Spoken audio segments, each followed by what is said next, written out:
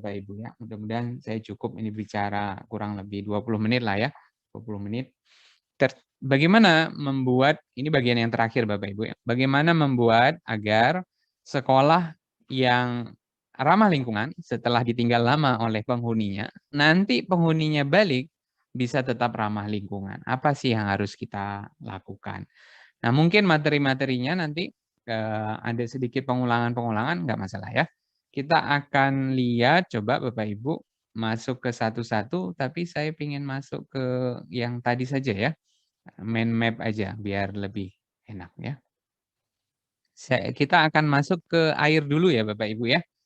Nah, ini Mas Yebi saya share mind map, betul ya? Ya Pak Ira, betul. Oke, baik.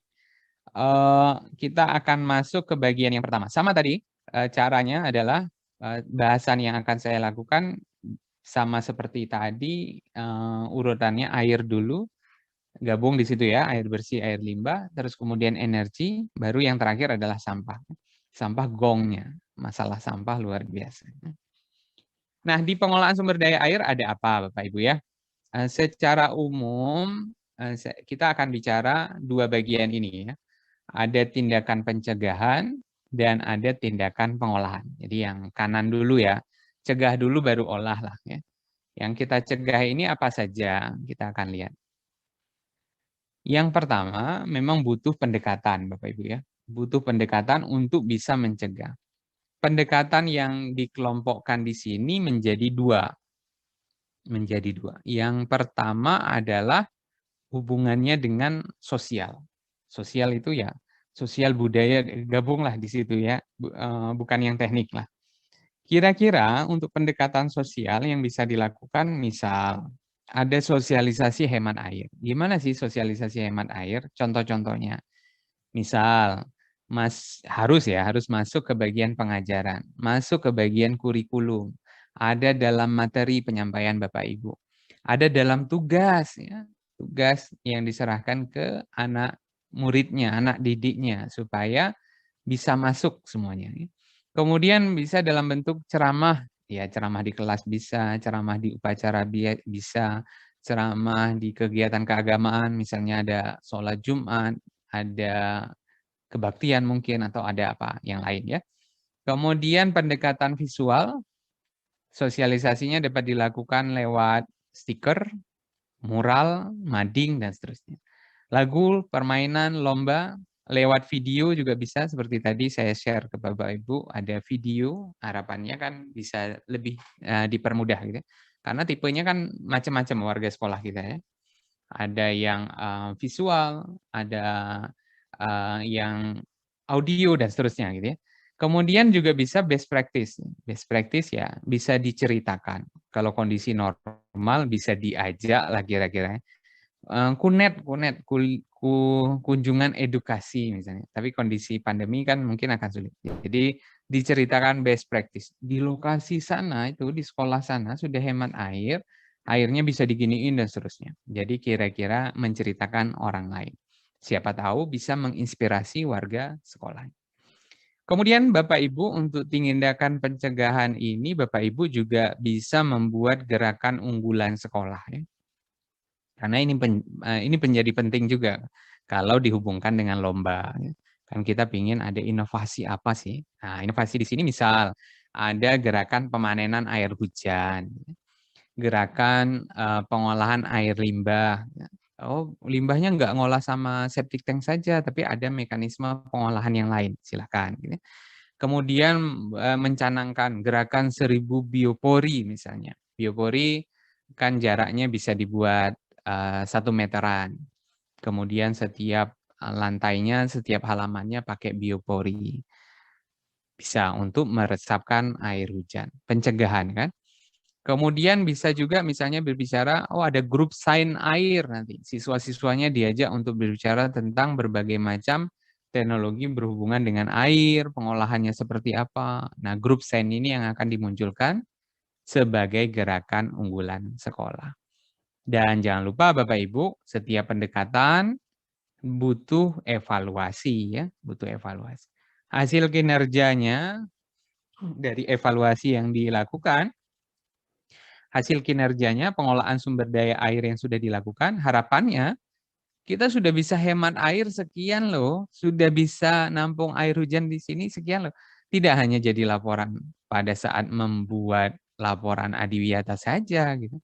Tapi harapannya bisa disosialisasikan ke seluruh warga sekolah. Buat infografis, tempel di mading. Oh, ini menjadi kebanggaan tersendiri bahwa saya sudah melakukan penghematan air, melakukan berbagai macam kegiatan pengolahan air gitu ya. Dilakukan dan dihargai bersama. Dan pastinya dengan seperti itu butuh komitmen seluruh pihak yang terlibat ya. Ini hubungannya dengan pendekatan sosial. Nah, Bapak Ibu, baik kita akan lanjut ke bagian yang kedua, pendekatan keteknikan. Ini ada apa gitu ya. Nah, pada saat ngomongin tentang pendekatan keteknikan yang hubungannya dengan pencegahan Bapak Ibu ya, lebih baik mencegah daripada mengobati, belum terjadi jadi air limbah kita cegah dulu. Misalnya dengan menggunakan keran otomatis. Keran otomatis dipasang di mana? Di wastafel, dipasang di kamar mandi. Dengan manual dan sensor ini maksudnya gimana? Yang manual yang Bapak Ibu pernah melihat keran dengan yang ditekan gitu ya. Ditekan terus kemudian dia akan balik sendiri. Pas dia balik maksimum kemudian airnya berhenti. Atau yang menggunakan sensor, kalau sekolahnya mampu untuk mengadakan yang sensor. Tapi kan ini butuh investasi. Dan juga butuh sosialisasi pada saat sensor, jangan sampai nanti si peserta didiknya bolak-balik ke kamar mandi karena mainin sensor ini, hidup sendiri. Jadi main-main, ya akhirnya sensornya juga rusak juga. Dan kita harus siap. Ya. Kemudian keran hemat air, nah, ini biasanya untuk wudhu, ya, wudhu dipasangin di dalamnya ada apa ya? Ada penghambat air supaya keluarnya tidak terlalu deras, supaya dia bisa hemat air. Wudhu dengan ukuran yang besar seperti itu bisa menghabiskan cukup banyak air. Bahkan menurut penelitian disampaikan bahwa wudhu itu bisa sampai 3-4 liter per orang per kali wudhu. Nah, kalau di sekolahnya ada wudhu untuk sholat duha, sholat duhur, mungkin juga untuk sholat asar, berarti sudah tiga kali. Berarti setiap orang nanti akan menghabiskan hampir 12-15 liter air per hari untuk wudhu. Padahal wudhu harapannya untuk ibadah, tapi ini malah bisa merusak lingkungan. Gitu ya. Kemudian bisa mengganti shower, kalau dibutuhkan untuk fasilitas yang mandi-mandi ya, di sekolah Bapak Ibu, tergantung dari lokasinya. Kemudian pelampung air otomatis di tandon air agar nanti tandon airnya tidak kelupaan dimatikan, airnya meluber dan bisa memboroskan air. Kemudian kloset dual flush ya atau eco toilet ini juga bisa.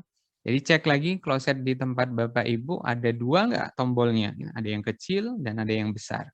Itu sudah lumayan ya. Artinya pada saat buang air kecil ya cukup yang kecil saja. Begitu air yang besar, ya yang besar. Atau pakai eco toilet ya. Eco toilet ya ini investasinya lebih besar lagi ya.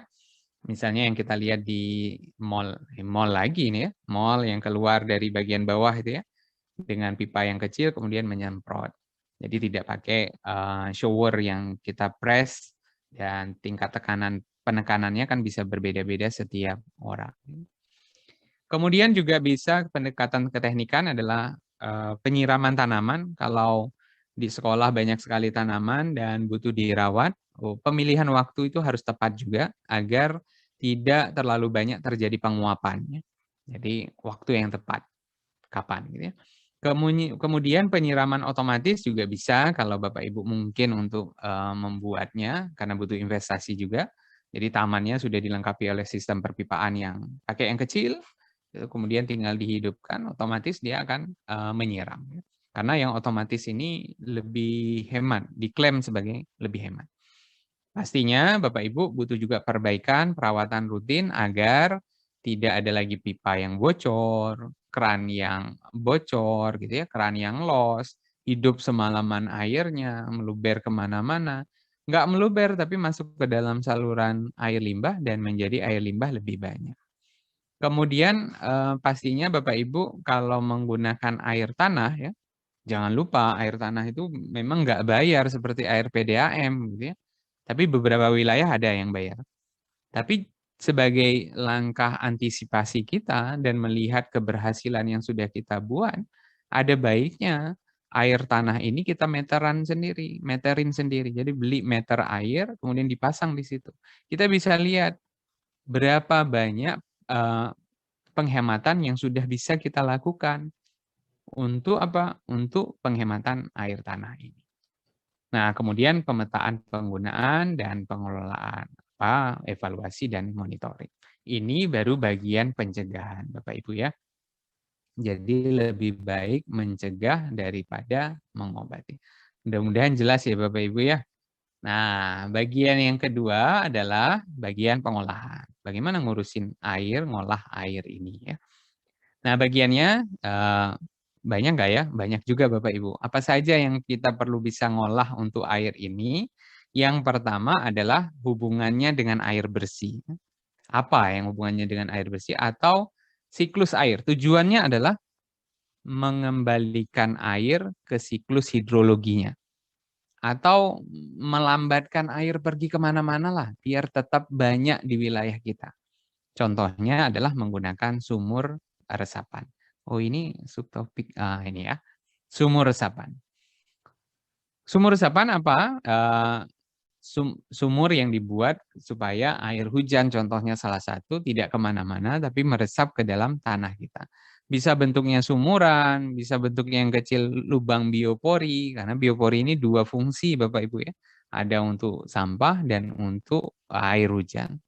Atau menggunakan eco drainage, memodifikasi saluran yang sudah ada, kemudian dibuat lubang-lubang, supaya apa? Drainasenya tidak hanya cepat mengalirkan ke tempat lain, tapi sebenarnya semakin lama dia bisa meresap ke dalam tanah tersebut. Jadi air tanah di tempat kita menjadi lebih kaya. Atau membuat kolam penampungan air hujan, area terbukanya tetap terjaga dengan menggunakan grass block misalnya ya, paving block, tapi yang berlubang-lubang sehingga bisa ditumbuhi rumput, Bapak Ibu. Kalau ingin tetap lahannya rapi, begitu ya, pilihannya mau di paving, tapi pilihlah yang ada lubang di tengahnya. Jadi rumput tetap bisa tumbuh di situ, dan harapannya air hujan pun tetap bisa masuk ke dalam tanah. Ya. Nah, kemudian juga ada kalau memungkinkan, misalnya ada sponsor dan seterusnya, ya bisa buat embung, danau sekolah, ya, bisa dipelihara ikan dan seterusnya. Kemudian juga ada istilah yang lain adalah tanggul pekarangan. Ya. Ini saya ambil dari Pak Agus Mariono ini, hubungannya dengan tanaman. Jadi tanaman dibuat tanggul supaya apa? Airnya tidak langsung keluar dari taman tersebut karena pengaruh beda elevasi, gitu ya, beda tinggi, kemudian dia mengalir ke tempat yang lebih rendah. Jadi dibuat tanggul, tapi tanggulnya dari tanaman. Jadi dia bisa menyerap, harapannya akar-akarnya bisa menyerap air yang terbuang begitu saja. Ya. Kemudian yang berikutnya, ini yang hubungannya dengan air ya Bapak Ibu. Kemudian yang berikutnya hubungannya dengan air limbah. Air limbah apa yang bisa kita lakukan? Ya? Yang bisa kita lakukan misalnya Bapak Ibu, kita bisa melakukan program pemisahan antara grey water dan black water. Grey water itu air cuci-cuci ya Bapak Ibu. Cuci tangan, kemudian bilas cuci piring gitu ya. Kemudian bilas kamar mandi. Black water itu apa? Black water itu air yang dari buang air besar ya. Jadi dari kloset kira-kira. Karena keduanya ini punya karakter berbeda. Jadi dari segi teori, dia punya karakter berbeda. Yang grey water karakternya lebih soft dibandingkan dengan black water. Grey water cenderung bakterinya lebih rendah daripada black water. Sehingga kalau dipisah, penanganannya harapannya menjadi lebih mudah. Kemudian Bapak Ibu jangan lupa pasang oil trap atau bak penangkap minyak dan lemak, atau bak kontrol lah kita kenal kalau tukang itu buat dicuci piring ada bak kontrolnya. Harapannya sisa lemak minyak yang kita cuci di piring tadi tidak masuk ke unit pengolahan, tidak masuk ke septic tank misalnya. Tapi minyak dan lemak tadi itu akan kita pisahkan dan masuknya ke pengolahan sampah. Karena dia di unit pengolahan septic tank ini dia tidak bisa terolah. Jadi minyaknya akan sama saja gitu ya, kira-kira gitu. Kemudian untuk berikutnya septic tank tadi sudah biasa juga ya. Kemudian juga ada sekolah yang bisa memanfaatkan sistem wetland. Ya, wetland dari mana? Dari septic tank, hasil keluarannya tidak dipakai di sumur resapan, tapi bisa dikembalikan ke pengaliran ke taman. Misalnya taman ada teratai, ada ikan, begitu ya. Kemudian juga bisa menghiasi, membuat keindahan sekolah menjadi lebih bagus. Nah, silakan buat untuk wetland, taman pengolah air limbah. Atau juga bisa menggunakan filter air ya, juga bisa sampai nanti muncul sistem recycle water. Daur ulang air limbah untuk pemakaian apa? Oh, saya belum berani untuk konsumsi ya, tapi pakai untuk siram tanaman bisalah. Untuk cuci-cuci, untuk bersih-bersih sudah oke. Butuh untuk ini Bapak Ibu, pengujian air ini ya. Nah, ini sedikit promosi karena titipan juga ini. Bapak Ibu bisa menghubungi program studi teknik lingkungan. Kita punya laboratorium yang sudah terakreditasi internasional. Dan untuk sekolah biasanya bisa free Bapak Ibu ya. Tapi kepentingan sekolah Bapak Ibu tinggal mengirimkan surat, cek Gratis di Pak Ijra. websitenya di bagian belakang. Kenapa Mas Yebi? Gratis kalau untuk keperluan sekolah diberikan secara gratis pengujiannya. Gratis ya. Itu udah diperkuat oleh Mas Yebi. Saya sediakan alamat websitenya di bagian akhir. Nanti Bapak Ibu bisa tinggal buat surat, sampaikan keperluannya apa, terus kemudian yang akan diolah apa gitu ya. Yang akan diujikan apa. Kan lumayan daripada harus nguji, tinggal kirim saja kemudian hasilnya nanti dikirim lagi.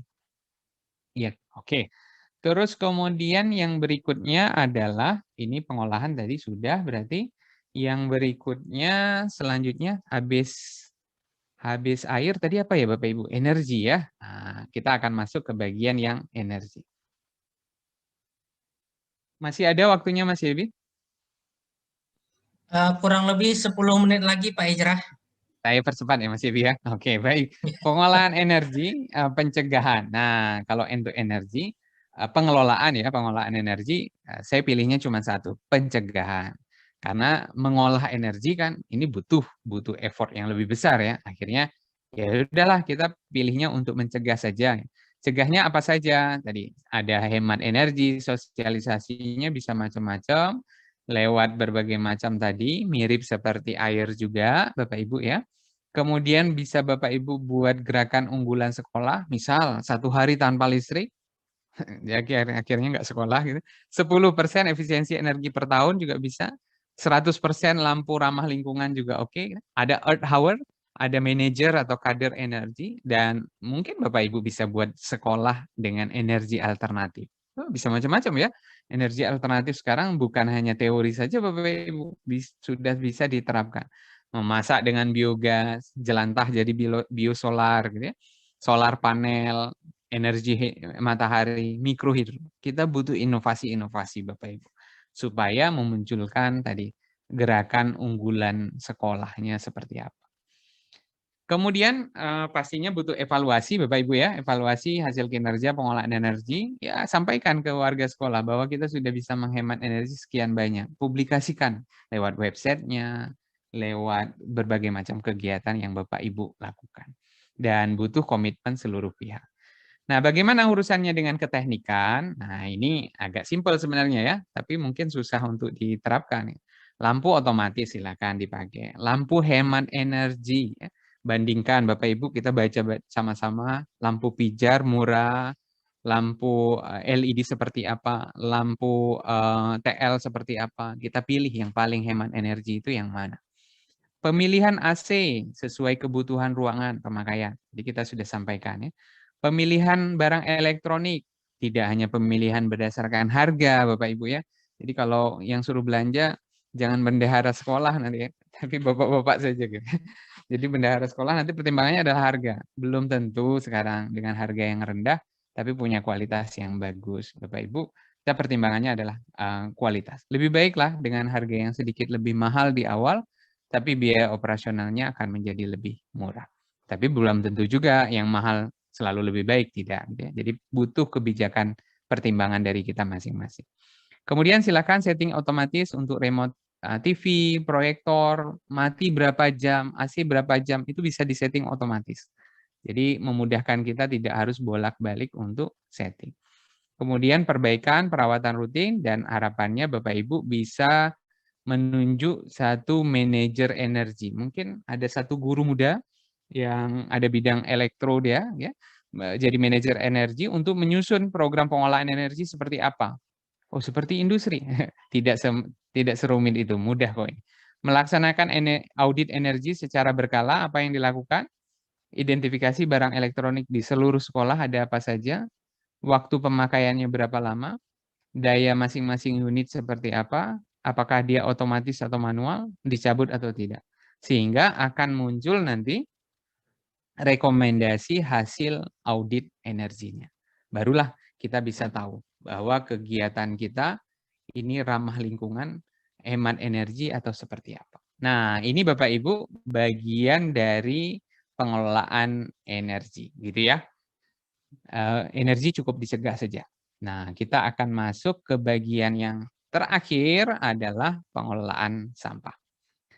Bagian pengolahan sampah ada apa saja? Nah, ada dua Bapak Ibu ya, pencegahan dan pengolahan. Pencegahan tadi hampir mirip juga, ada pencegahan sosial dan keteknikan. Sosialisasi pasti harus hemat sampah lewat berbagai macam kegiatan yang kita bisa susun, mirip seperti dua hal yang tadi. Gerakan unggulan sekolah apa saja? Sekolah bebas sampah plastik sudah biasa. Sekolah bebas air kemasan sekali pakai, ya mungkin beda ya. Sekolah bebas kantong kresek mungkin ya. Gerakan biopori 1.000, 2.000, 3.000, 10.000. Canangkan saja Bapak Ibu, biar heboh semuanya. Kemudian 100% tanah sampah organik terkelola. Mungkin juga ada bensin dari sampah plastik, kantin tanpa plastik, dan seterusnya. Jadi Bapak Ibu, kita butuh inovasi-inovasi. Bagaimana mengevaluasi, mirip seperti tadi, ya, sampaikan ke warga sekolah. Dan pendekatan keteknikan seperti apa urusannya dalam pencegahan? Misalnya menyediakan tempat sampah terpilah Bapak Ibu ya. Pastinya sesuai kondisi, kemampuan, dan tujuan. Setelah dipilah mau ngapain?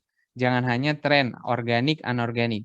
Pas nanti dibakar, jadi satu lagi. Ngapain pilah? Gitu. Atau diangkut oleh truk, campur lagi. Jadi sesuaikan dengan kondisi, kemampuan, dan tujuannya apa.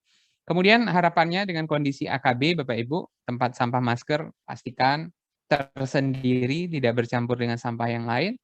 Pastikan setelah terkumpul, Bapak Ibu, pastikan bahwa sampah masker ini masuk dalam sistem pengolahan sampah kota. Diangkut oleh pihak yang benar. Ya.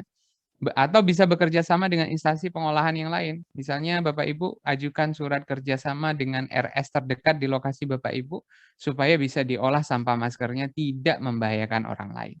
Kalau masuk dalam sistem pengolahan sampah kota, pastikan sampah maskernya sudah terdesinfeksi dengan baik Bapak Ibu ya. Jangan kita merugikan orang lain. Dan pastikan Bapak Ibu ini tidak berakhir ke lingkungan. Karena sampah masker sekali pakai, kalau berakhir ke lingkungan, masuk ke tanah, masuk ke air, dia akan berpotensi menjadi pencemar baru, mikroplastik. Kemudian pencegahan yang lain, bisa pakai dispenser untuk isi ulang, perbaikan peralatan yang rusak dulu, jangan semuanya harus beli ya. Masker medis bisa diganti dengan masker kain berlapis jika mungkin. Membeli produk dalam ukuran yang besar, misalnya beli sampo, beli sabun ukuran yang besar, beli deterjen ukuran yang besar, supaya menghemat sampah yang dihasilkan. Menghindari pembungkus sekali pakai, ya. Pakailah kotak makan yang reusable, buat kebijakan Bapak Ibu. Tumbler harus punya setiap orang, tidak boleh pakai air minum sekali pakai. Menghindari pemakaian tisu. Saya tulisnya di sini menghindari ya Bapak Ibu, membawa kain lap sendiri dari rumah, sapu tangan dan seterusnya, ya minimal ada beberapa. Kemudian membawa makanan sehat, hasil olahan sendiri dari rumah misalnya gitu ya. Kemudian atau olahan orang lain, tapi dengan pembungkus milik pribadi gitu. Jadi olahan orang lain boleh, tapi dibungkus pakai kotak sendiri gitu, bisa gitu ya. Terus kemudian bisa menghindari makanan instan dengan pembungkusnya. Nah, ini saya kurang tulis ya. Oke, pembungkus ya. Menghindari makanan dengan pembungkus yang berlebihan. Beli buah dibungkus plastik, beli apa dibungkus plastik, semuanya dibungkus. Beli makanan tadi misalnya nasi kuning ya, lauknya dibungkus pakai plastik, nasinya sudah pakai sendiri. Kemudian sambelnya pakai plastik kecil lagi, kerupuknya pakai kecil lagi. Jadi kan berlebihan. Jadi kalau bisa menghindari makanan dengan pembungkus yang berlebihan.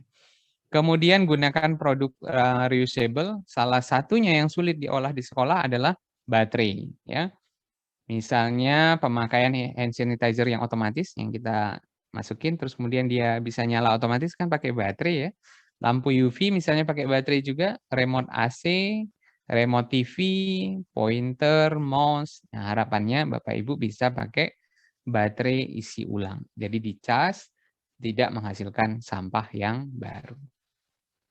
Itu adalah bagian dari pencegahan Bapak Ibu ya.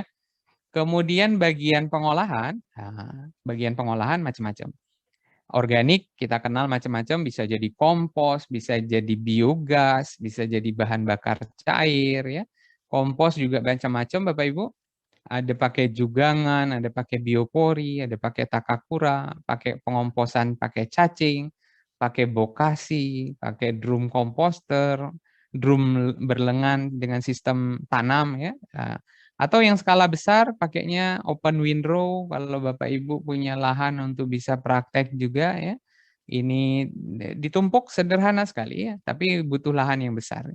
Kemudian bata berlubang atau modern pakai ember tumpuk. Atau berbagai macam pilihan yang lain untuk konsep baik itu tipe pengomposan aerobik maupun anaerobik. Butuh udara atau tidak butuh udara gitu. Kemudian untuk gas, biogas bisa pakai biodigester. Nah, ini juga menghasilkan kompos sebenarnya. Atau menggunakan bahan bakar cair, bisa pakai proses fermentasi, misalnya untuk buah-buah ya. Kemudian bisa menghasilkan bioetanol. Kemudian yang berikutnya untuk sampah anorganik, Bapak Ibu, pastikan pilihan pertama adalah reuse. Setelah bagian sisi kanan tadi kita lihat ada reduce, ya, pengurangan. Nah, bagian sampah anorganik adalah pakai ulang, reuse. Kemudian kita pastikan juga ada sampah-sampah yang sudah terpilah dan masih memiliki layak jual, boleh silakan pakai bank sampah, oke. Pakai aplikasi pengepul, ada Rapel, ada Recycle, ada Kepul, ada macam-macam. Anak-anak muda sekarang sudah sangat kreatif. Buat aplikasi dan aplikasinya tinggal install di HP kita, datang dijemput. Kemudian jual bisa juga dengan yang konvensional, ini juga sangat membantu mereka. Pengepul, rapa, rosok, dan seterusnya. Yang di tempat Bapak Ibu saya yakin ada. Ataupun layak kreasi untuk berbagai macam kerajinan yang bisa dibuat di sekolah. Atau menjadi layak produk, bisa jadi batako, jadi paving block, jadi briket, arang. Ini menjadi potensi yang besar.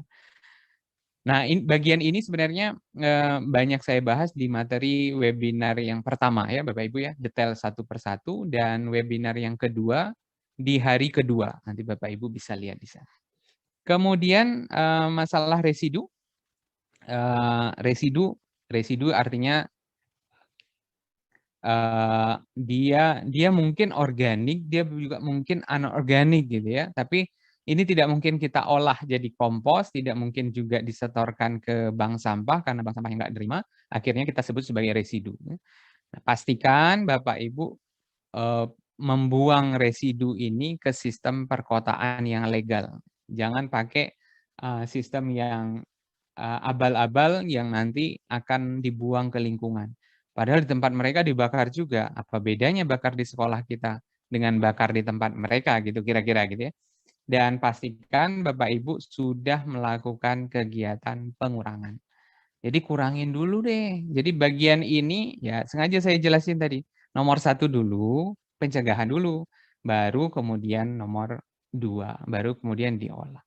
Dan untuk yang masker Bapak Ibu ya, pastikan Bapak Ibu sterilisasi terlebih dahulu, potong, robek, putusin, kemudian lipat, kemudian gulung, kemudian kasih steril, alkohol boleh, atau direndam air, sabun kah, atau apa. Kalau nanti dipakai di sistem perkotaan yang legal, masuk ke TPA, paling tidak petugas yang mengambil sampah tersebut terhindar dari infeksi yang macam-macam, gitu ya. Kita tidak ingin juga mencelakai mereka, kira-kira begitu ya.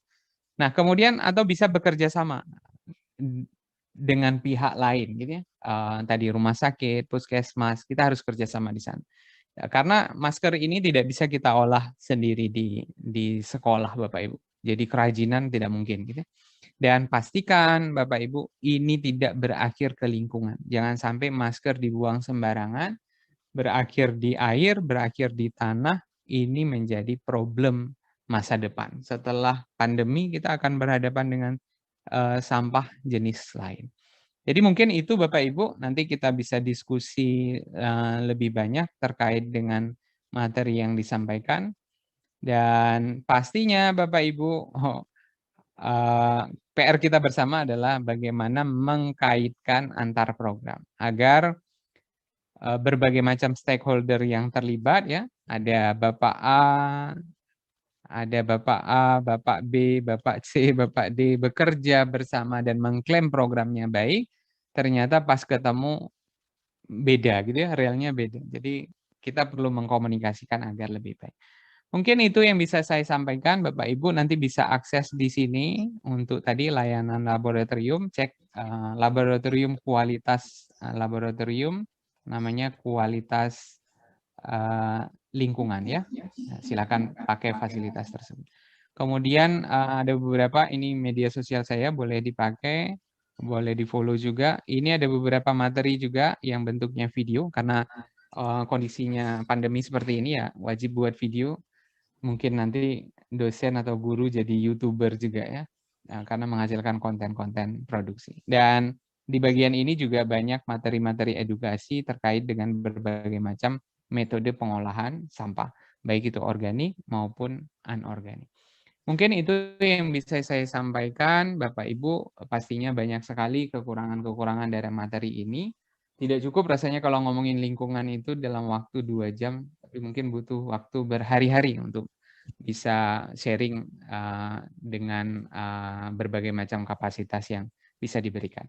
Itu yang bisa saya sampaikan, mohon maaf jika banyak kekurangan. Terima kasih Bapak Ibu, saya akhiri. Wabillahi taufiq wal hidayah. Wassalamualaikum warahmatullahi wabarakatuh.